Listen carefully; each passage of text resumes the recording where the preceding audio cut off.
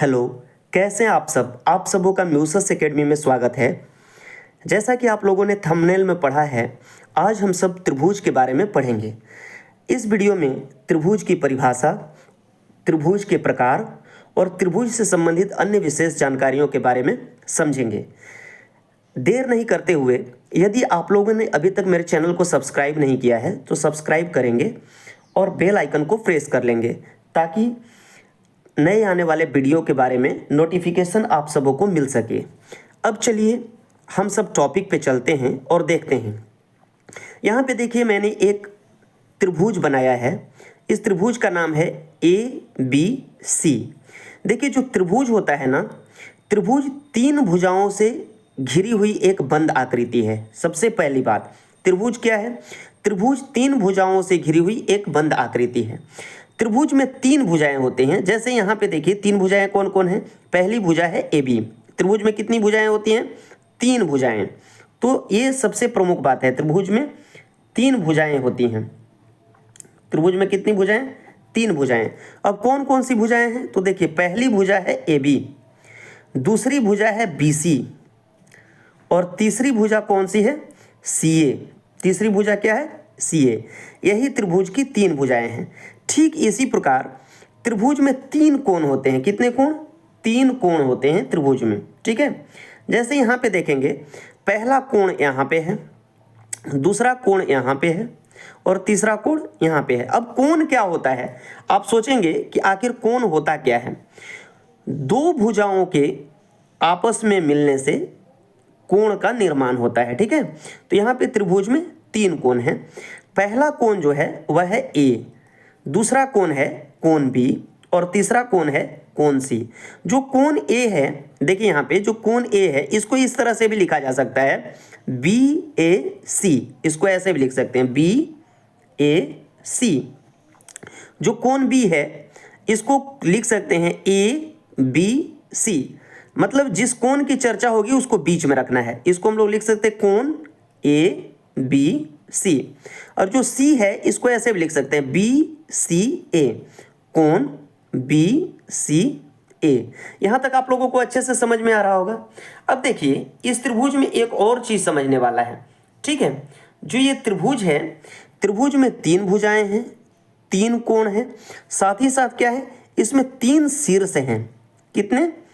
तीन शीर्ष होते हैं। ठीक है, तो इस चीज को भी आप लोगों को ध्यान में रखना है। शीर्ष क्या है भाई? देखिए यहाँ पे ये जो है बिंदु, इसको शीर्ष बोलते हैं। एक शीर्ष, दो शीर्ष और तीन शीर्ष। तो पहला शीर्ष है इसका A, दूसरा शीर्ष है B और तीसरा शीर्ष है C। तो किसी त्रिभुज में तीन भुजाएं होती हैं, तीन कोण होते हैं और कितने? तीन शीर्ष होते हैं। तो यहाँ तक की बात आप लोगों को समझ में आ गई होगी। अब चलिए हम लोग त्रिभुज के वर्गीकरण के बारे में समझते हैं, अर्थात त्रिभुज कितने प्रकार के होते हैं। तो सबसे पहले हम लोग क्या करेंगे? भुजा के आधार पर त्रिभुज का वर्गीकरण करेंगे। भुजा के आधार पर त्रिभुज के प्रकार, भुजा के आधार पर त्रिभुज के प्रकार, त्रिभुज के प्रकार। अब देखिए, भुजा के आधार पे त्रिभुज तीन प्रकार के होते हैं। कितने प्रकार के? तीन प्रकार के। पहला जो भुजा के आधार पर त्रिभुज है, उसका नाम है समबाहु त्रिभुज। क्या है? समबाहु त्रिभुज। जो समबाहु त्रिभुज होता है, इस त्रिभुज की तीनों भुजाएं समान होती हैं। दूसरा जो त्रिभुज है, वह त्रिभुज है समद्विबाहु त्रिभुज। समद्विबाहु त्रिभुज, समद्विबाहु त्रिभुज। और जो तीसरा त्रिभुज है, वह त्रिभुज है समकोण त्रिभुज। समबाहु त्रिभुज, समद्विबाहु त्रिभुज, अभी तो हम लोग भुजा के हिसाब से पढ़ रहे हैं ना। और तीसरा होगा विषमबाहु त्रिभुज। तीसरा क्या है? विषमबाहु त्रिभुज। विषमबाहु त्रिभुज। अब देखिए, त्रिभुज बार बार लिखने में थोड़ी कठिनाई हो रही है, तो इसके जगह पे यदि इस तरह का चित्र बना दे तो इससे आप समझ जाइएगा कि त्रिभुज की चर्चा चल रही है। अब देखिए, समबाहु त्रिभुज कहने का अर्थ यह हुआ कि जिसकी तीनों भुजाएं बराबर हो। जैसे यहाँ पे देखिए, मैंने एक त्रिभुज बनाया है इस त्रिभुज की तीनों भुजाएं क्या है, बराबर है। मान लीजिए ये 2 सेंटीमीटर है, तो यह भी 2 सेंटीमीटर है और यह भी 2 सेंटीमीटर है। यदि कोई एक ऐसा त्रिभुज हो जिसकी तीनों भुजाएं क्या हो, बराबर हो, तो इस प्रकार के त्रिभुज को हम लोग क्या कहते हैं, समबाहु त्रिभुज कहते हैं, मतलब जिसकी सारी भुजाएं बराबर हैं। अब देखिए मैं एक और त्रिभुज यहाँ पे लिया हूँ, ठीक है। आप देखेंगे कि इस त्रिभुज की दो भुजाएं 2-2 सेंटीमीटर की हैं, ठीक है, और तीसरी भुजा इसकी मान लीजिए 4 सेंटीमीटर की है। तो वैसा त्रिभुज जिसकी कोई दो भुजा क्या हो, बराबर हो, समान हो, और तीसरी भुजा बराबर नहीं हो, तो इस ऐसे त्रिभुज को हम लोग क्या बोलते हैं, ऐसे त्रिभुज को समद्विबाहु बोलते हैं, मतलब जिसकी दो भुजाएं क्या है, समान है और तीसरी भुजा समान नहीं है, तो इसे बोलते हैं समद्विबाहु त्रिभुज। अब देखिए तीसरे प्रकार के त्रिभुज के बारे में समझते हैं, विषमबाहु त्रिभुज। वैसा त्रिभुज जिसकी तीनों भुजाएं क्या हो, असमान हो, मतलब बराबर ना हो, ऐसे त्रिभुज को हम लोग क्या बोलते हैं, विषमबाहु त्रिभुज बोलते हैं। मान लीजिए यह 3 सेंटीमीटर है, यह 5 सेंटीमीटर है और यह 7 सेंटीमीटर, तो यहाँ पे देखेंगे कि इसकी तीनों भुजाएं क्या है, अलग अलग हैं, और इस प्रकार के त्रिभुज को हम लोग बोलते हैं विषमबाहु त्रिभुज। तो यहाँ तक आप लोगों को बात अच्छे से समझ में आ गई होगी। अब हम लोग समझेंगे कोण के आधार पर त्रिभुज कितने प्रकार के होते हैं। तो अब यहाँ पे लिख लेते हैं, कोण के आधार पर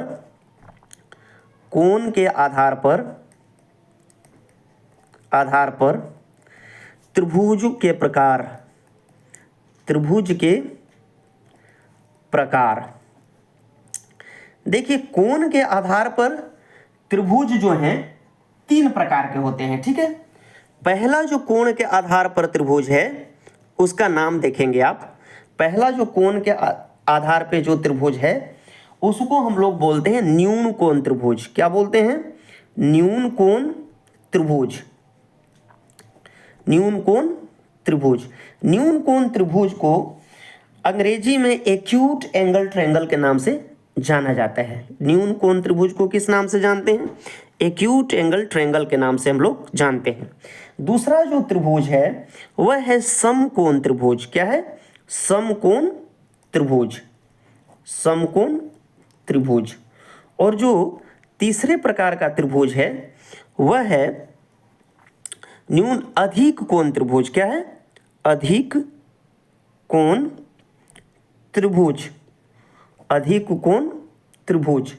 अब देखेंगे आप यहाँ पे समझेंगे कि न्यून कोण त्रिभुज क्या होता है। देखिए जो न्यून कोण त्रिभुज है इसके जो तीनों कोण होते हैं, देखिए सबसे पहले एक प्रॉपर्टी को समझते हैं। जैसे एक त्रिभुज दिया गया है तो त्रिभुज के तीनों कोणों का, यहाँ पे एक कोण है, एक कोण यहाँ पे है, एक कोण यहाँ पे है, त्रिभुज के तीनों कोणों का योग 180 डिग्री होता है। तो वैसा त्रिभुज जिसके तीनों कोण 90 डिग्री से कम के हो, जैसे मान लीजिए ये हो गया 60 डिग्री, ठीक है, ये हो गया 50 डिग्री, या फिर इसको कर दीजिए 70 डिग्री, ठीक है। तो कितना हो गया, 7 और 6 13, मतलब 130 हो गया, यानी 50 डिग्री और घट रहा है, और इसको कर दीजिए 50 डिग्री, ठीक है।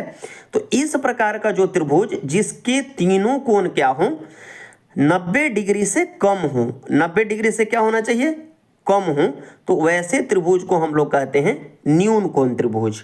यहां तक बात समझ में आ गई। अब चलिए हम लोग समझते हैं कि समकोण त्रिभुज क्या है। वैसा त्रिभुज जिसका कोई एक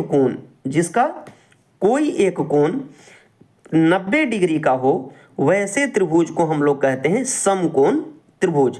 जैसे यहाँ पे देख सकते हैं कि यहाँ पे जो त्रिभुज बनाया गया है इसका कोण भी क्या है, 90 डिग्री का है। तो इस प्रकार के त्रिभुज को हम लोग बोलते हैं समकोण त्रिभुज, ठीक है। अब जो तीसरे प्रकार का त्रिभुज है अधिक कोण त्रिभुज, यह क्या है इसे समझने का कोशिश करते हैं। वैसा त्रिभुज जिसका कोई एक कोण 90 डिग्री से अधिक हो, तो वैसे त्रिभुज को हम बोलते हैं अधिक कोण त्रिभुज।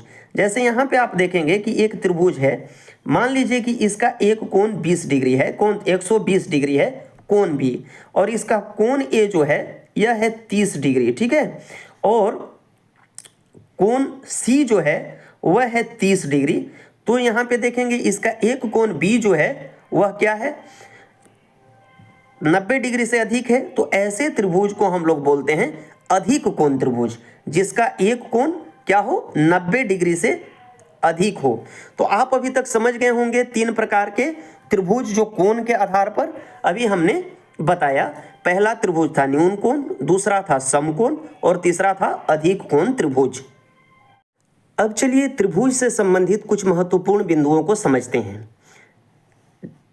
किसी भी त्रिभुज में त्रिभुज के तीनों कोणों का योग 180 डिग्री होता है। जैसे यहाँ पे कोण ए, कोण बी और कोण सी दिया हुआ है, तो हम क्या लिखेंगे कि त्रिभुज के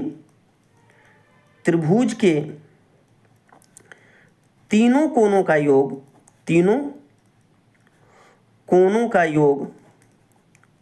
कितना होता है, 180 डिग्री के बराबर होता है।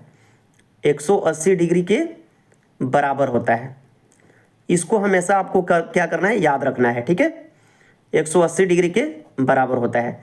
जैसे यहाँ पे दिया है कोण ए जोड़ कोण बी जोड़ कोण सी, तो इन तीनों कोणों का योग किसके बराबर होगा, 180 डिग्री के बराबर होगा।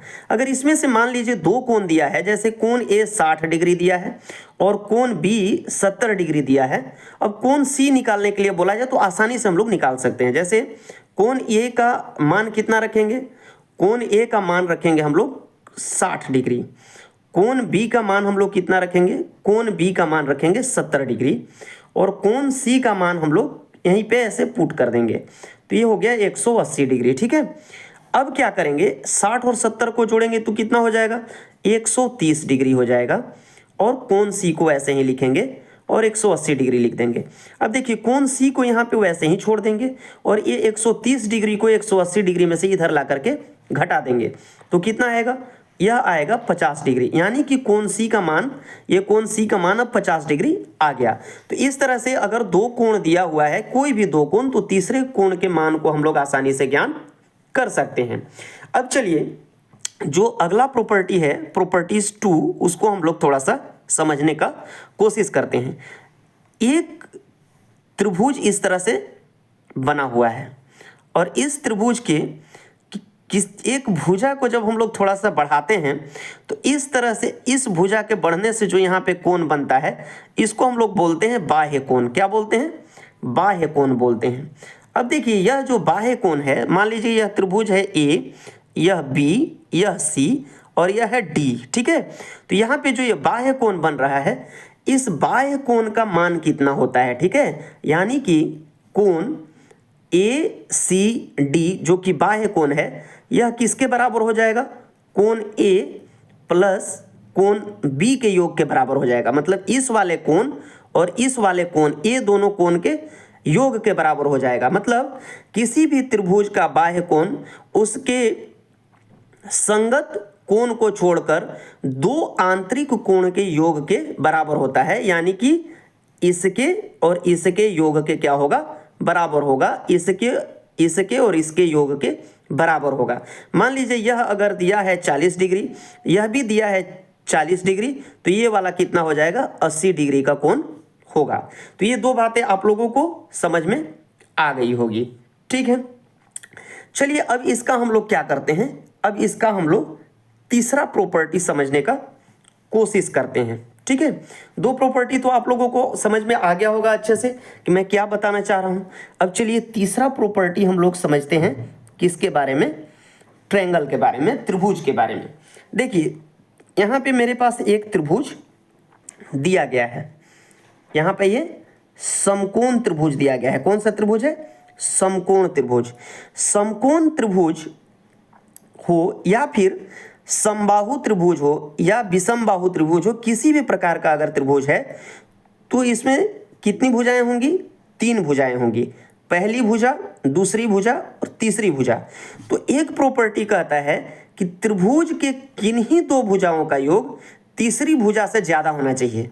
मतलब कि भुजा 1 जोड़ भुजा 2 जो होगा वह हमेशा क्या होगा, भुजा 3 से बड़ा होगा। भुजा 3 से क्या होगा, बड़ा होगा। ठीक है, यह हमेशा ध्यान में रखना है कि किसी दो भुजाओं का योग तीसरी भुजा के योग से हमेशा क्या होगा, बड़ा होगा।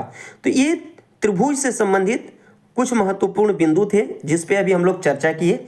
बाकी जितने भी त्रिभुज के बारे में बताया गया है उसके बारे में मैं सेपरेट अलग से वीडियो बना के डाल दूंगा। यदि आपको वीडियो अच्छा हो लगा हो तो लाइक करेंगे, चैनल को सब्सक्राइब करेंगे और ज़्यादा से ज़्यादा शेयर करेंगे और सपोर्ट करेंगे ताकि मैं आप लोगों के लिए और भी इंफॉर्मेटिव वीडियो बना करके डाल सकूं। Thank you very much for watching video.